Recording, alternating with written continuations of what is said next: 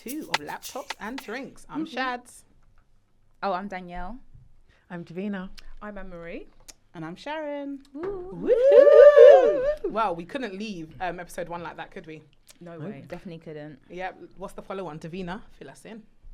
Okay, ladies. So today is part 2. We started off talking about friendships and vulnerability. And today we move on to lovers and friends. Although I feel like we touched on to lovers and friends a little bit the last time. All right. So we'll have a discussion about platonic friendships, but also romantic relationships.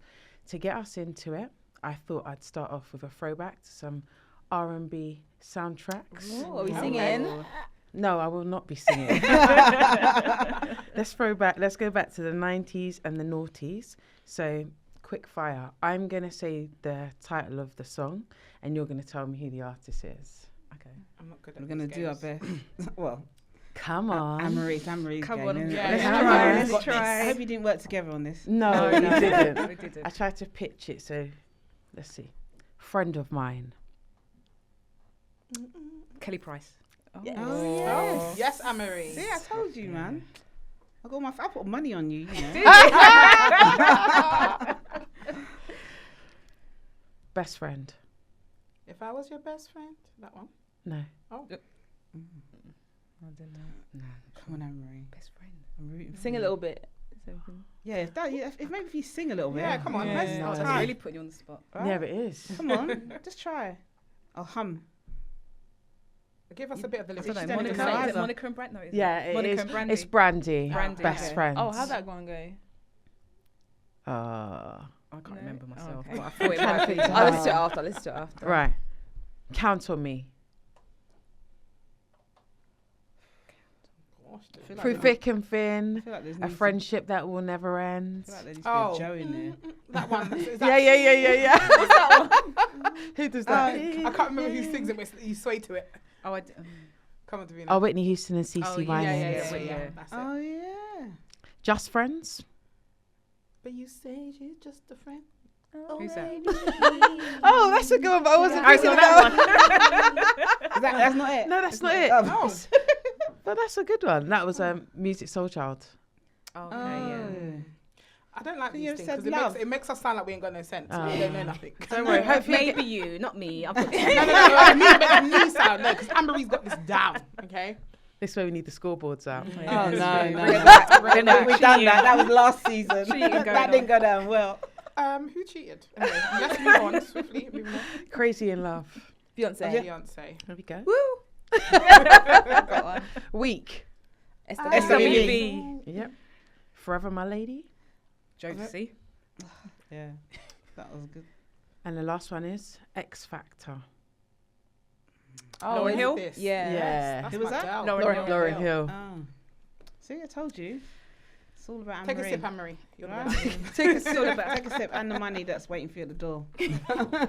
Well done, you. Thank you. So that wraps up our nostalgic trip down memory lane. Thinking about some of the music of yesteryear that might have been the soundtrack to our friendships and our relationships. So today we're going to go back to the classroom. Mhm. As we know, there are a number of different theories in terms of psychology, sociology, anthropology, philosophy that tell us about our need for human connection and relationships. You might all be familiar with the attachment theory, so John Bowlby. He kind of talks to us about the idea that some of our early bonds then translate into our attachment styles in relationships in terms of how we go out into the world. So there are 3 attachment styles. I'll give you a little summary on each of them. So there's secure attachments, which is felt that people have a positive view of both themselves and also others. They're quite comfortable in terms of intimacy and trust, and they can balance that closeness with independence in relationships. They're able to communicate their needs quite openly, and they're quite responsive to their partners and friendships. Anxious attachments, people often have quite a negative self-image of themselves, whereas they might have quite a positive image of somebody else. They might worry about issues around abandonment, they might be preoccupied about the relationship, they might need that constant sort of reassurance, they might be clingy or over-dependent. And then you've got avoidant. So those who've got an avoidant style tend to be quite independent, and they struggle to trust others in relationships, and they keep a distance from people emotionally, because they're worried about expressing that vulnerability. So the question I have for you all, knowing that about attachment styles, is do you think that our culture and our family histories shape the way that we develop our attachment styles? I think it has an input. I think a lot of things from childhood has an input, but you're talking right up my street, Davina, because I love everything psychology, attachment styles and all that sort of stuff. And I'm a secure attachment style. I know this because I test myself regularly. And you can also sway between attachment styles. You can be with someone who's a certain attachment style and they can help change your attachment style. I think there's a lot of contributing factors, 100%. Experiences lead to kind of what makes you a certain attachment style. If you have abandonment issues from childhood, in regards to even, it could be something that's not even anyone's fault. You could have had lost a parent young, and you kind of like maybe have felt abandoned by that, or had a parent leave you or not be consistent. That could make you more anxious. On the flip side, it also depends on how your resilience is and how you kind of deal with that. It could also make you quite avoidant, like, you know what, I'm doing this by myself. I figured it out before, I'll figure it out again. So I think a lot of things through our childhood contribute to our attachment styles as adults. So do you think our cultural and family influences shape our attachment style in terms of how we go on to later experience and show up in relationships? I think so. I think they play quite a heavy part in terms of, because it's going to be about their own upbringing and experiences, and that will be the way that they know how to parent. And then some will go a little way further and are invested in, you know, we talked about therapy, investing in finding ways to kind of do something very differently. And then it's, you know, you hear about children at a young age modelling what they see from a parent and mimicking some of that. And if that's all you know and that's all you see, then that can play quite a heavy part in your life and your attachment. You know, if you've got, say, for example, a mother who has mental health and is often not visible, spends quite a lot of time isolated in the room, that can only go two ways for a child. You know, you can either become a child that wants attention, so craves attention so much because you've not had any, or you've learnt to adapt to that, and that becomes your way of living into an adolescent into adulthood. So I definitely think it does play a heavy role. And I think that's why, you know, because when you go out and you live life and you meet other friends and you hear about how other people's families are, or you know what it's like when you were at school and you used to go to see what it was like in other families and see different things, you want something different for yourself. So you either want to do something different so that you change those behaviours, or you don't. It's too difficult to face what you experience as a child to then have to kind of make different choices. I like the idea that you can notice it and actually that you can recognise it and then maybe work on it, as you said, with therapy as well, to change it, because otherwise it feels too deterministic at a point in our life where we had limited choices, being a child growing up. But as an adult, actually being able to notice and say, actually, this is what I notice about myself in relationships. This is what I might want to do differently. Yeah. And I think and not everyone knows about these sort of things, so it's quite interesting we're talking about it today. People who kind of maybe work in those sort of fields might understand, but the average Joe who doesn't, unless they seek it for themselves, they want to know, they want to understand, they have that curiosity about themselves and their attachment styles and relationships and how they show up. Yeah, I think it's a great thing to understand. People can do their test online. You can test yourself.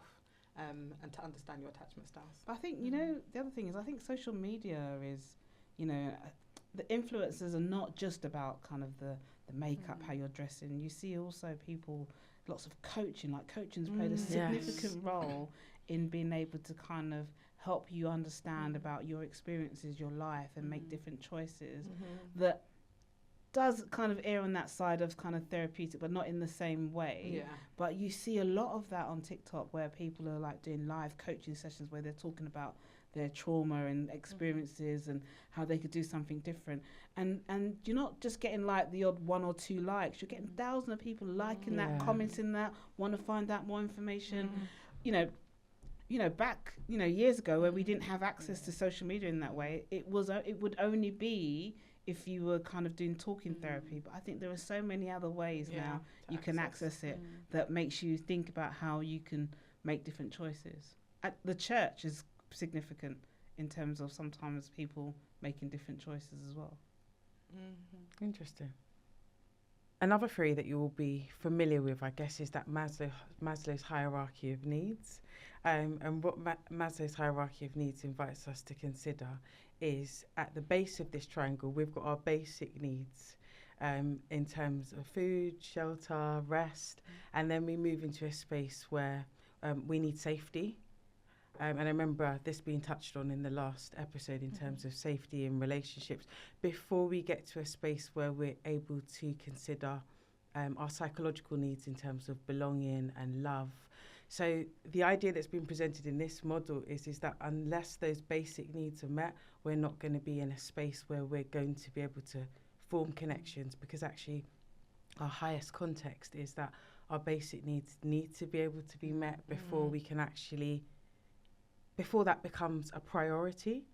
And I wondered what you all felt about that. I mean, when I researched the model, I did note that it was created in 1954. So I guess we're 2025. How relevant is that model? Do we think that we can still have relationships without some of those basic needs being met, but also taking into account the fact that we're so technologically advanced? Do we think that that model is still applicable?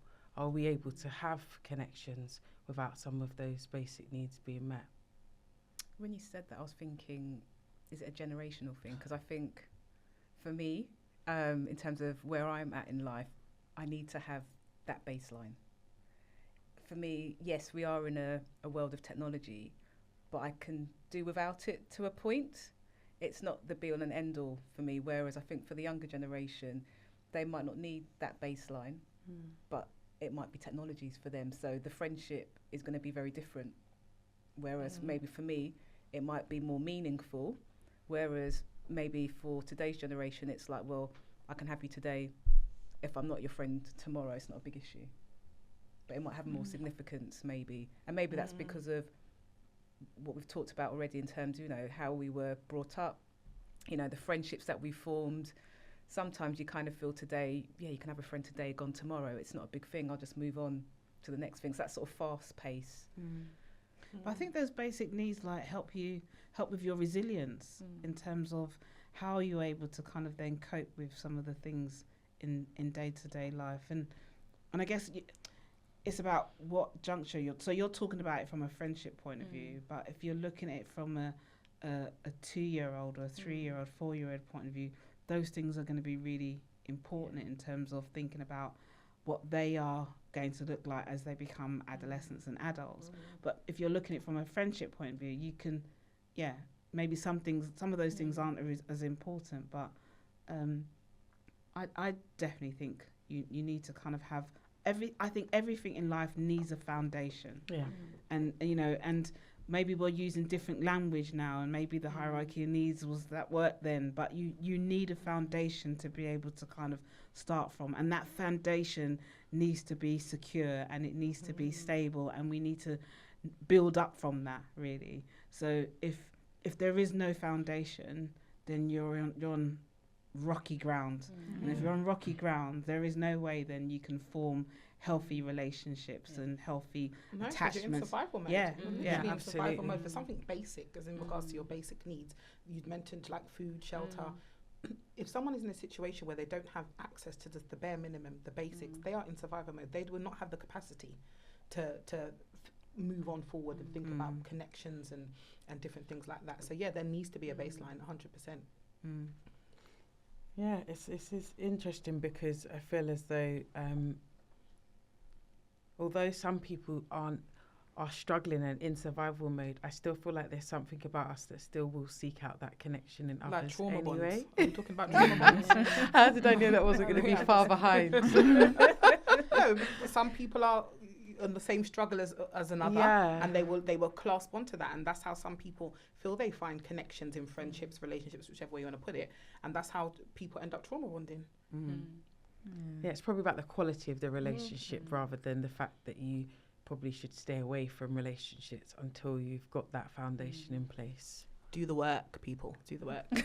It's hard work, but do the work. No, But I it's say important. it because It's it's hard work. important. You have to make a decision, and yes, we have access to all things like you said on TikTok and social media, but you have to make the actual decision that, you know what, I want to know why I behave the way I behave.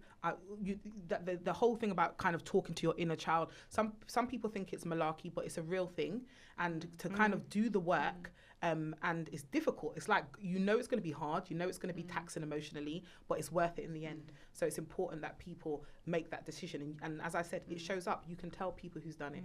But But I where, think- sorry, go ahead. I was saying, where should someone start if they saying like you should work on yourself? Where's the best, like, someone listening? Where should you start by working yourself? Well, what I should you look think- at first? I think reading is a good thing to do, and there's loads of psychology books, and I know one that I'll let Davina kind of go on to it. But when I said about kind of understanding my own attachment, my attachment style, that is something that I've done online. You can just literally Google what is your attachment style. You have there's a book called Attached, actually, great book. Have a read. I can't remember who the author is. And you can get it in audiobook. If you're not into reading, listen to an audiobook about it. But there's loads of different psychological books that you can read, and you can even go on TikTok literally and say, I want to. You can ask it a question. Ask ChatGPT. I want to start doing the work. There's lots of different ways to access it. But also, sometimes another way of you might, because for me, my journey started off wanting to understand. Like I recognized that I wanted to do something different from how I was raised, and I wanted to have, it wasn't about just knowing more. I wanted to do more, and reading, sometimes sometimes I enjoy reading, sometimes I don't enjoy reading. But I found that, I remember that a friend gave me for my 21st birthday a book from Ayanna Van Zandt, a Black Woman's Life, a guide to life dilemmas. And actually reading somebody else's story can sometimes help you to make sense of your own and help you to think about where you fit within that. And it was from then that I started to do the work, actually just recognizing something didn't ever feel right. I wanted to do more, and I wanted to feel more, and I wanted to kind of like be able to respond more. And that was the starting point for me, really. I remember I had just played squash, I had ruptured my ankle, and I had this book, and I started reading, and that was just the beginning of a journey where I have no regrets, finding out about therapy, reading, learning more about myself, and it depends on what works for you. Really. And it's adaptable. And even having the conversations with your friends. And we talked about friendships, we talked about vulnerability and intimacy in friendships. Have you got people that are around you that you can be like, I listened to Laptops and Drinks podcast, and they was talking about this. Start the conversation. Use us to start the conversation. Shad is my friend, and and she did a shout out. Well, she didn't mention her name, so I wasn't sure. Okay, ladies, let's talk love languages. Let's dive into it. So what we know is there are 5 different love languages. I'm going to read a summary of each of the love languages. We have words of affirmation. So this love language focuses on verbal expressions of love, appreciation and encouragement. Compliments, kind words and heartfelt affirmations are key. People who value this language feel loved when they hear I love you, praise or supportive statements. We have acts of service. For individuals with this love language, actions speak louder than words. They feel loved when their partner does things to help or support them, such as cooking a meal, running errands or completing chores. The effort and thoughtfulness behind these actions are what matter most. We have receiving gifts. So this language is about the thought and the meaning behind a gift, not its monetary value. People who resonate with this language feel loved when they receive thoughtful, meaningful presents. The gift symbolises care, attention and affection. Quality time. So quality time is about undivided attention and meaningful connection. People with this love language feel most loved when their partner spends focused, uninterrupted time with them. This could involve deep conversations, shared activities, or simply being present together. And finally, we have physical touch. Physical touch is a powerful way to express love for those who prioritise this language. Hugs, kisses, holding hands, and other forms of physical affection make them feel loved and secure. Touch is a direct way to communicate care and closeness. So, who wants to share their love language? Can I just ask a question? When it's your love language, is that how you want to be loved, or is that how you give love? Well, that's interesting. I Yeah, think you should it say is, your yeah. love language first. Yeah, but is that... Well, no, but is it... People tend to give love in the way that they want to receive love. No, but whatever mine is that me saying how I give love, or so how I if you've want... done the test Yeah. for How the you love receive language, it. that's how How you you like to receive receive. it. Oh, wait, let me Yeah. just double check. That's how you like to receive love. Well, I've done double check. Go on, Shaz, man. Yeah. I know she can't wait. You know, I update mine, guys. I do my love language test every 6 months or so just to check. So does it change? Your love language can change, and do you know what it No, is? but it depends on where you are in It your depends life. on where you are in your life, and you can have more than one. So you see all the 5 that Davina's spoken about. You can have all 5, but in different percentages. Yeah. So I have an element of all 5, but my strongest love language is acts of service, and my lowest one has always been words of affirmation. And it's funny because we was talking before. You know why? Yeah, because we were talking before we started filming, and I was saying that like, I big up my own damn self, big up me. Yeah, I don't need somebody to tell me I'm beautiful. I know I am. Like I don't need some. I don't. Not saying it's nice to hear, but it doesn't determine. It doesn't add a lot of value to me. Although that doesn't mean people should stop doing it. Yeah. I'm just saying. Yeah. But for me, action speaks so much louder than words for me, 100%. But whereas that means that I know for other people who maybe words of affirmation is theirs, I may struggle to give them love in the way they want to be loved because it's not so meaningful natural. to me. Yeah. So I don't necessarily feel like I need to use my words in those I ways. don't see why not. How? What? Like, why you couldn't do it? No, I do. Because I'm aware, because I'm self-aware, I Yeah. do. If I know someone receives love in a particular type of way, I'm going to love you in the way that you receive it because I want you to know that I love you, man. Yeah, that's mine. Did you check that? What was yours? I did check. Mine is receiving gifts. But I think I'm a bit of everything in terms, but the main one was receiving gifts. But yeah, I like gifts. No, So I like What's wrong gifts. with it? There's nothing wrong with it. Expensive gifts. I mean, It you know, did it's, say- I it like did say thoughtful any. gifts. It did say any type of Um, gift. doesn't You it? said Do it you like wasn't the monetary thought behind value. it? Because that's my second Just one. remember, receiving this gifts. is going to be found online. well, for then I many need to people. take the right thing. Then. Yeah. Well, no, I kind of like gifts do you expensive. like? No, I think I need a mixture. You can't just always be giving me thoughtful gift because the no, do you know what I mean? Expensive gift. You know, it's like oh, this is great, thoughtful, but like think a bit more, and then you okay. might go somewhere else, different shop. But I do like Rather Chanel. If you want to talk to Dan, do not go to Primark. Yeah. Okay. Primani. And No, do not Primani. make it. I She think said it's- shop. no, actually no, don't make it no. But I think it's the period of time. I think it's like there might be a time when I feel really down. It's like oh, I needed a charger. Like that would be such a great That's so gift. thoughtful. Yeah. But it's yeah. for my birthday. I don't want the charger. Yeah.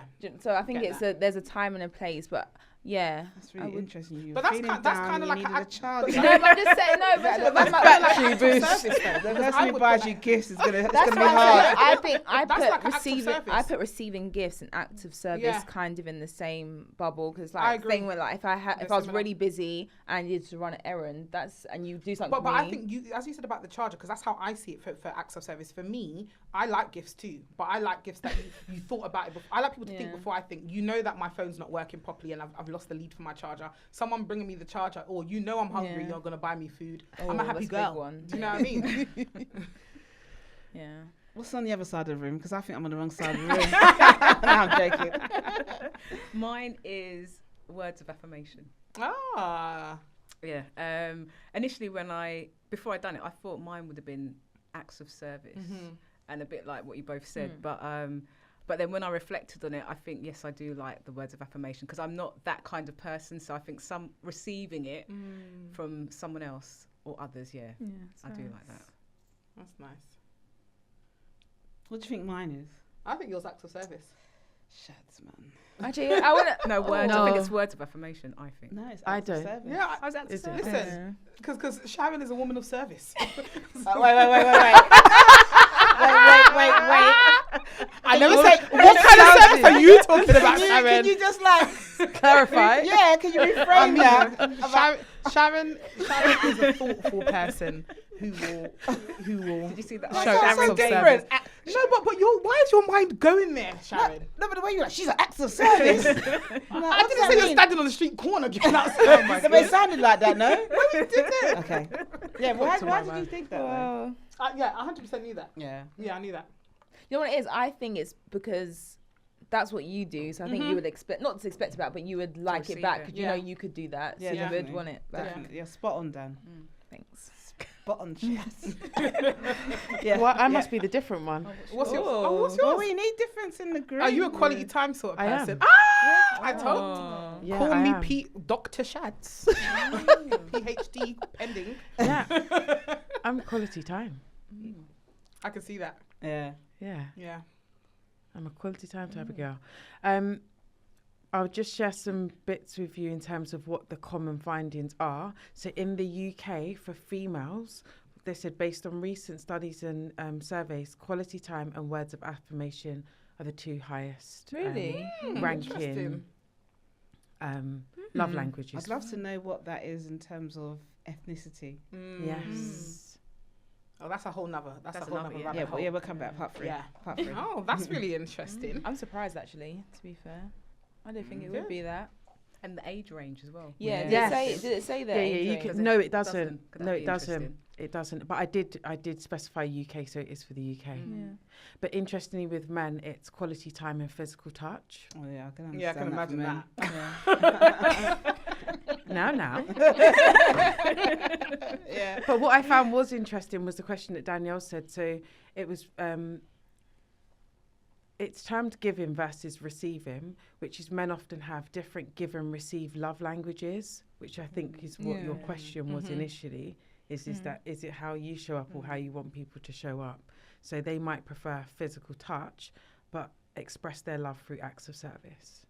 Because they see it as a manly thing to do, to give an act of service. Yeah. Yeah. Yeah. That was lovely. I liked that. I enjoyed that. That was good.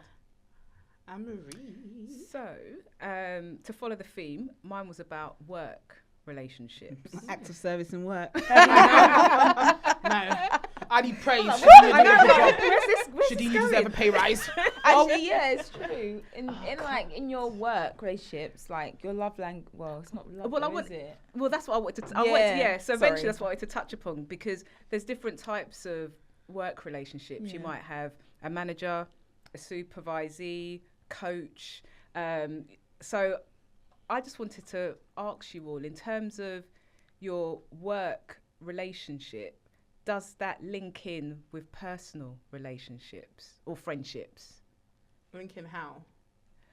So, for example, what Davina just done in terms of love languages. So, with work friendships, Do is you have that the same similar expectation, you mean? Is in that regards to love similar language? to your Yeah. personal relationship, or would it be something totally different? I mean, most of my friendships have come through the work environment.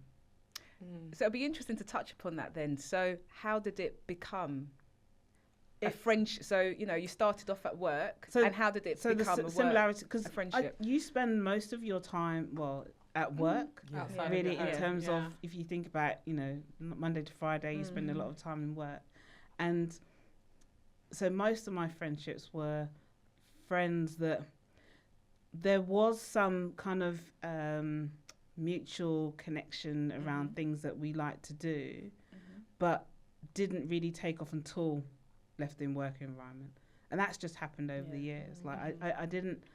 Like when I was in work, I was just in work. For me, I didn't try to kind of like be doing the too much. I was just much more boundaried in the work setting. But actually, sometimes when there was people leaving or where there was places I left, then I would be like, oh, here's my number. Let's let's go for something to eat, and let's hang out. And then the friendships have kind of escalated from that point of view.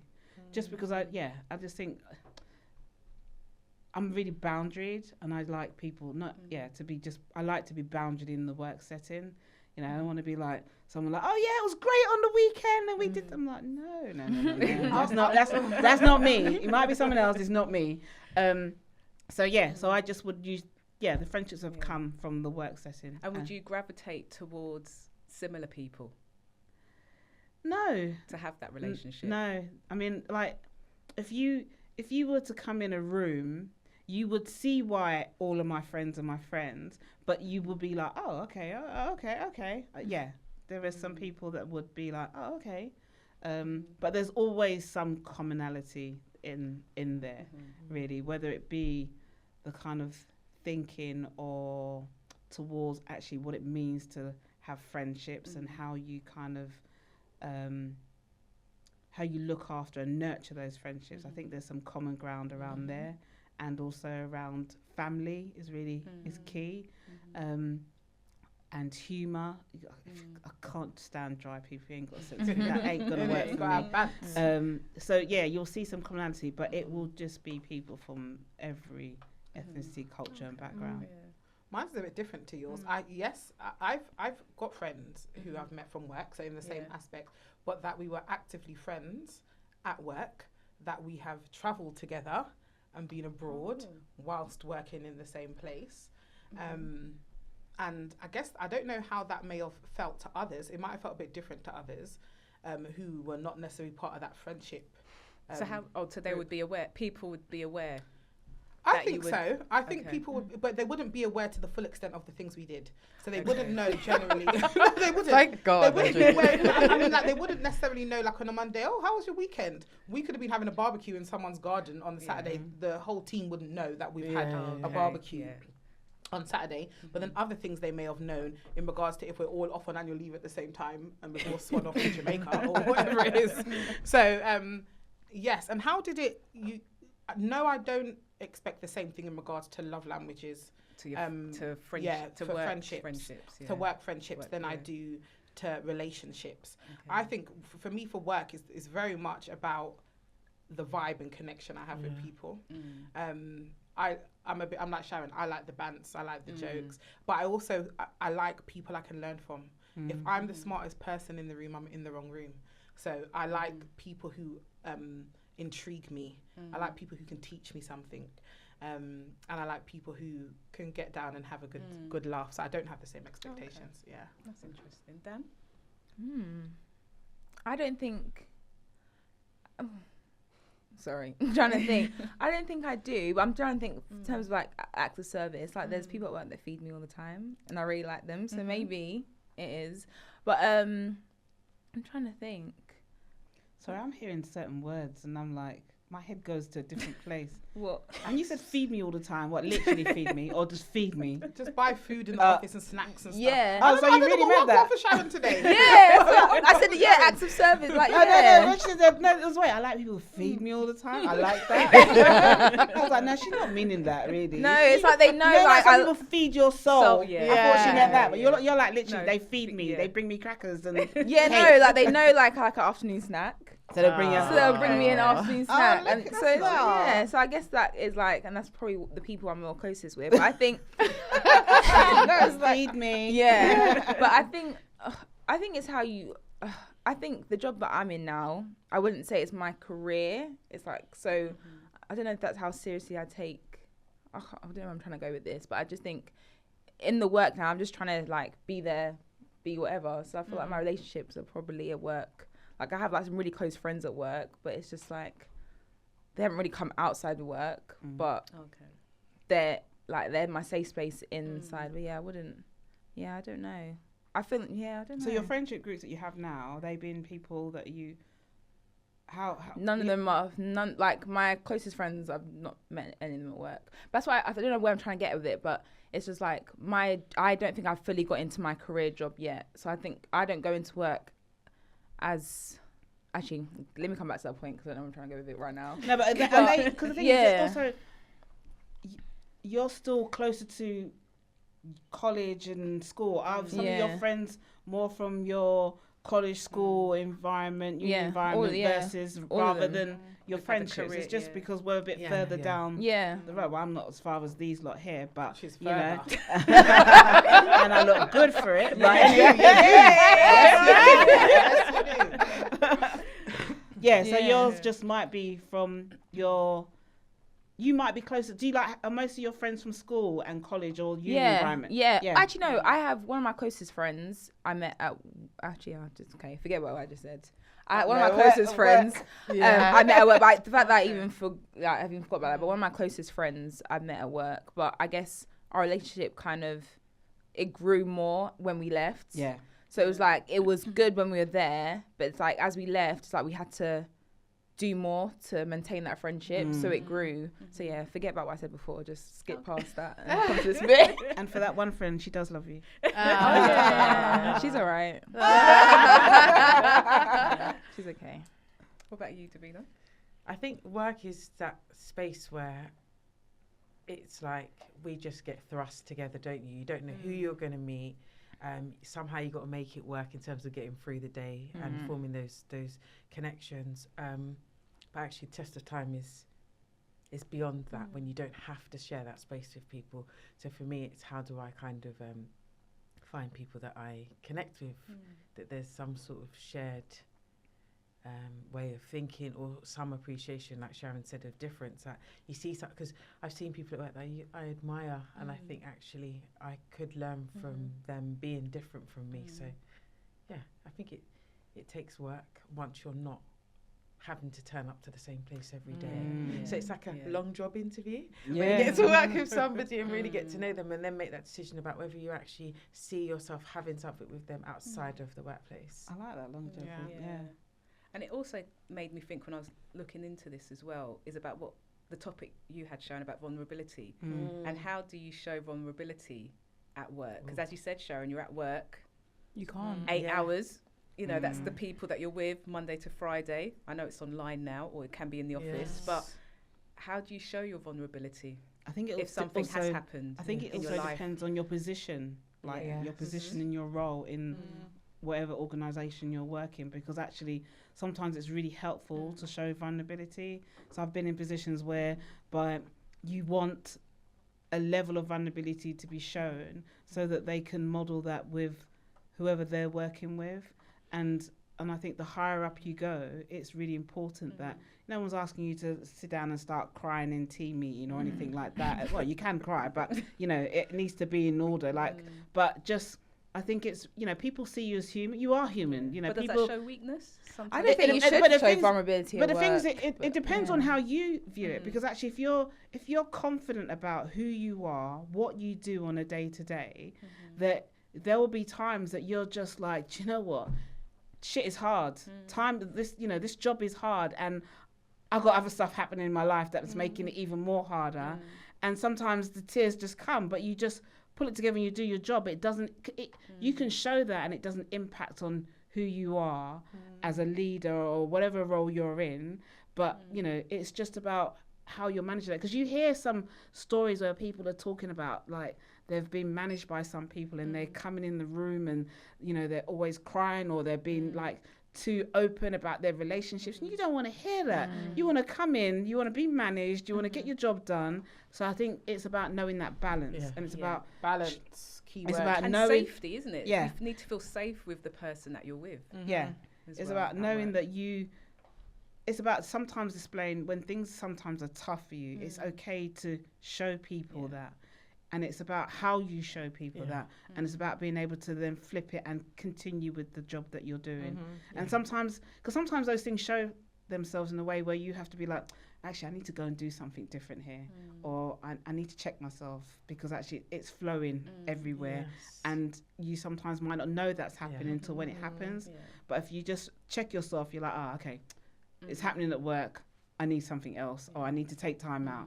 And sometimes it's just, as long as you keep checking in with yourself, I don't think that's wrong to do that. Yeah, I agree. The last thing I just wanted to say was I was looking at research, a Forbes report, and they there was 1,000 people that they interviewed, but there's a really good quote. It says, genuine friendships between co-workers is a secret sauce to establishing a workplace culture that's not only defined by collaboration and teamwork, but also by authentic engagement, deep sense of care and respect, and maybe the most of all, unprecedented fun. Here. What? What a lovely way to finish off. I'm telling you. Wow. I love that quote, Anne-Marie. But that's it. We're rounding up. Oh, Episode yeah. 2. It's gone quick. Yeah. Really quick, hasn't It it? is. It's so good to be back. It is. So good to be back agree. sitting around with you girls, Definitely. ladies. Love you lots. See, Oh. I'm just showing that. Yeah, that vulnerability. Love you. We love you too. I don't know who I thought I was there for a second. Clearly, this drink is getting to me. But yeah, episode 2 is rounded up. Yeah. So thank you for joining us. Remember to follow us on YouTube, Laptops and Drinks. Remember to, if you want to listen just audio while you're driving your car, you can get us on Apple Music, Spotify, Amazon. Like, subscribe, share, all that good stuff. And thank you so much for joining us. So it's a bye from me, Shads. Bye from me, Danielle. Bye from me, Davina. Bye for me, Anne-Marie. And a bye from me, Sharon. And look, we've got lovely Little hoodies. If you want one, get in Holler touch. at your girl. Bye. Bye.